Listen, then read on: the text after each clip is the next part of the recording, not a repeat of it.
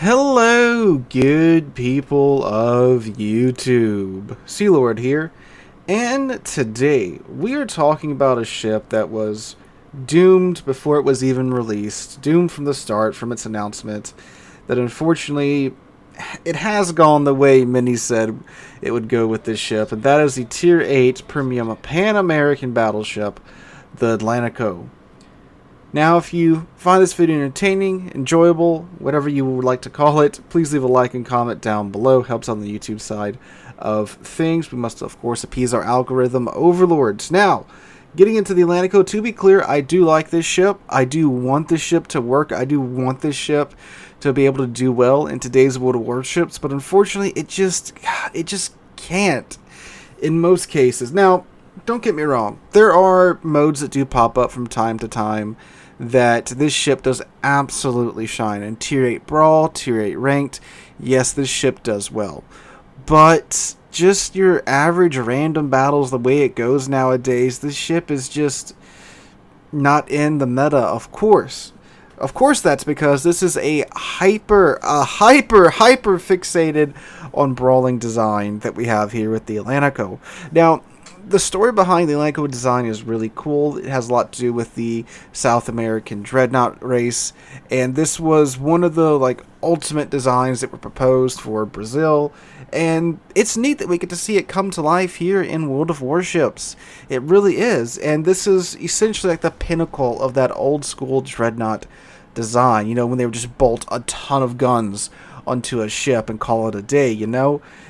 I really like the design of the ship, and again, I do like this ship. The unfortunate truth is just that this isn't going to be able to really stretch its legs in today's World of Warships in most cases. Again, when you're playing ranked and everything's a lot more close in, or Tier 8 brawls, yes, this ship does great, because when you do get those secondaries in the fight, and when you're able to get into those brawling situations, you know, when armor is important and such, it's great for that. It's amazing at that. It's one of the best Tier 8s for that.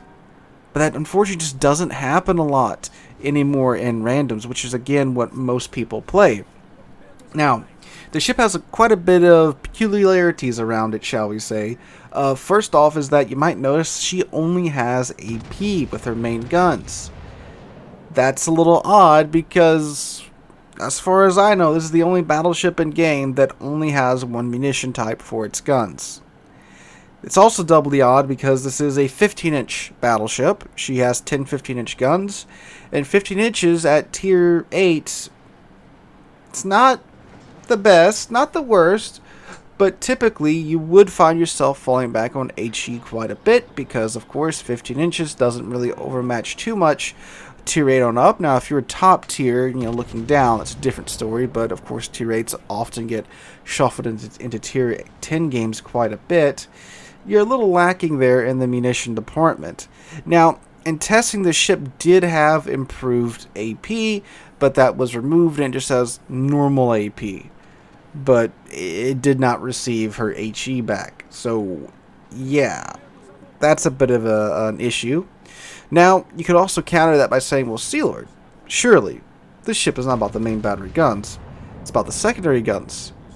And you wouldn't be entirely wrong for pointing that out. A lot of the ship's DPM, of course, comes from its secondaries. Its secondaries are kind of crazy. So, of course, if you look up and down the ship, you'll see she does have some pretty numerous secondary guns. She has 10 of the 127mm secondaries, followed up by 16 254mm secondary guns. Those are cruiser guns from Tier 10. Yeah. Now, those secondaries, when they do get into the fight, they are mean. Those 254s, it's not uncommon for them for an entire salvo of those guns. If they do connect, and of course they can pin whatever they are hitting, they do like 5k a salvo. And those are secondaries. That's just the HE alpha, and that's just the 254s. It's not including the 127s. Of course, the fire chances that those guns do bring to the table. So when you are in those close quarters situations, you have quite a punch with those secondary guns. Now, of course, against battleships, that's going to be very useful, but when you're dealing with cruisers, having heavy cruiser caliber guns slinging HE back at the cruisers you're trying to deal with, that's yeah, that's quite formidable there. So the sectors are, of course, where most of the ship's damage does come from. Now the range is 11.3 kilometers with a full build and the flag and such, which that is good for tier 8. That's what you get with the Germans as well. So I mean, yeah, that's good range by tier 8 standards. Now the ship itself, the armor, the hull, is quite good. It's really it's a really tanky hull against AP. Of course, if you can angle properly, it's again that old dreadnought style of battleship. So when you're in it in brawling, it's great for that. You angle, you're going to be able to bounce most of the shells thrown at you, even of course against the larger caliber guns in this game, Yami and above. Again, if you angle properly, you can tank for days in this ship. But naturally, of course, too, if one of those ships do find your broadside, they are going to chunk the crap out of you. Because, of course, good armor means that it's thick enough to where when you are found broadside, the large caliber AP of those battleships are going to bite into it, and you're going to know. So there is that. But citadeling this thing, good luck with that. Again, unless some weird geometry thing happens, like it does happen from time to time in this game. So, again, excellent for that. Now, unfortunately, AP isn't the only munition in this game. There's, of course, HE. And as great as your armor is, it's, awesome when you can use it against AP, but, of course, 98% of players just going to go, oh, yeah, it's got a tough hull. Then they're going to hit the one button, and now you're going to start getting melted down by, of course, heavy cruisers, battleships, and the like. When I was out playing this ship, it seemed like most of the battleships just swapped over to HE by default because they knew that the ship's incredibly tanky against AP, so naturally they're going to use HE, which is, of course, the right call for them to do, and now you're going to get burned down. And of course, if you build into the secondaries, which you would have to do in order to get this thing secondaries out to where you would want it to be at, you don't have many skills into survivability, so yeah. Now with the build that I was running, I actually had the skills I had left over put into the concealment, because you can get the concealment down to like 11.5 and the secondaries are 11.3, so pretty much when you get detected from the surface, they're in your secondary range. But even if you did have, what little skills you would have left over from a secondary build into your survivability, of course, I mean, HE is HE. It's going to burn you down eventually one way or another. And you are viewed kind of as a damage pinata by cruisers and such, especially at tier 10 when you do get up tier there, which again is quite often because it's a tier 8 ship. Oh, not to mention too, the main battery gun range is only 18.6 kilometers, which is pretty short, and there's no catapult fighter or anything like that on the ship, so you have no way to extend that range out there. Again, it's a brawling ship, that's not what it's meant to be used for. But again, getting put into those tier 10 situations, yeah. So everything about the ship is designed to brawl. The armor, the secondaries, the main battery guns. It's again a hyper brawling ship. But of course, higher tier games, that's not really what that's about, unfortunately.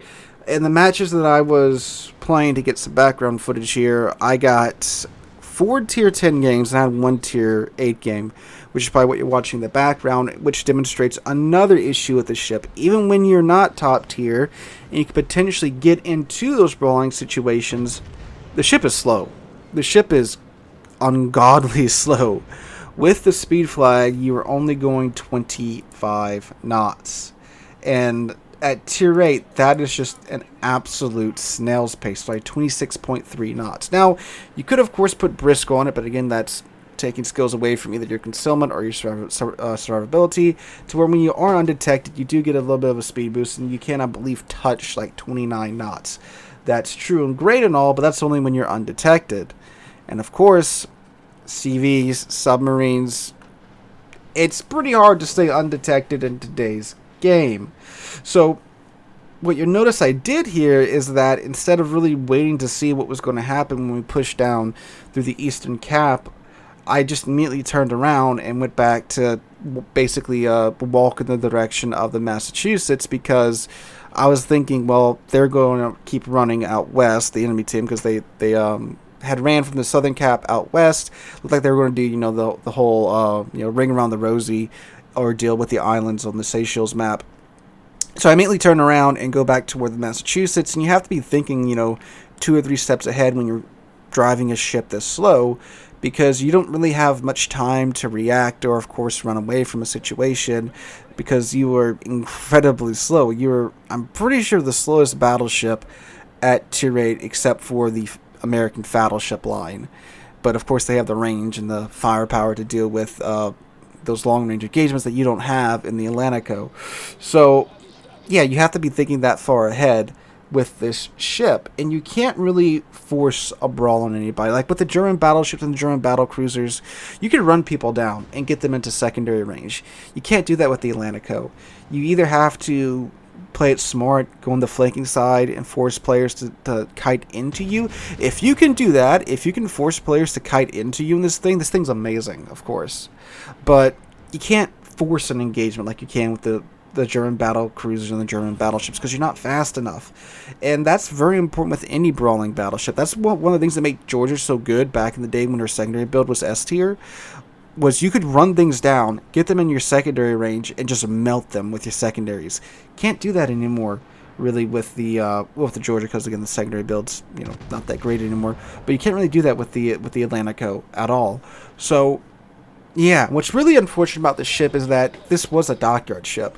So, granted, I'm sure that those of us that did get the ship through the dockyard, we pretty much knew what we were getting ourselves into, because it's a ship that's hyper-fixated on brawling, it's slow, it's an old dreadnought design, it's not really going to be that great in randoms, especially when the ship was released. The ship's not 7 years old or anything like that. So, we knew what we were getting ourselves into, but it just kind of stings that, again, the meta keeps getting more and more passive at higher tier, and that this ship, you can only really break it out when ranks at Tier 8 or there's Tier 8 brawls out and about. And again, in those situations, this ship is fantastic. I had pretty good use of this in Airship Escort. It was great in that mode. So maybe if that gets added to randoms, which Morgan said that they are looking at doing, it'll be a bit better to use this ship in randoms finally again. But as of right now, unfortunately for a dockyard ship that you had to grind a ton for or pay a pretty hefty price for, she's just kind of in sideline, unfortunately. And I know it's a dockyard ship, you can't get it.